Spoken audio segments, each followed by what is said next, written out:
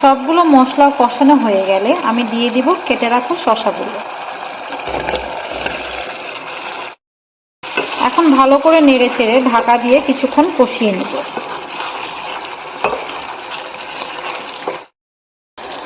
ভালো করে কষিয়ে নেওয়ার পর এরপর আমি দিয়ে দিব পরিমাণ মতো ঝোলের জন্য গরম পানি। তারপর ভালো করে নেড়ে চেড়ে ঢাকা দিয়ে অপেক্ষা করব ঝোলটা মাখা মাখা হয়ে আসা পর্যন্ত। হয়ে গেল আমার মজাদার চিংড়ি মাছ দিয়ে শসার তরকারি। আপনারাও সবাই বাসায় ট্রাই করে দেখবেন, আশা করছি সবার কাছেই খুবই ভালো লাগবে। এই ধরনের তরকারি কেউ অসুস্থ হলে কিংবা প্রচণ্ড গরমে খেলে খুবই আরাম লাগে। আমার আজকের রেসিপিটি ভালো লেগে থাকলে please subscribe my channel, like, comment and share. আবারও অন্য একটি রেসিপি নিয়ে হাজির হব। আজকে এ পর্যন্তই। আল্লাহ হাফেজ।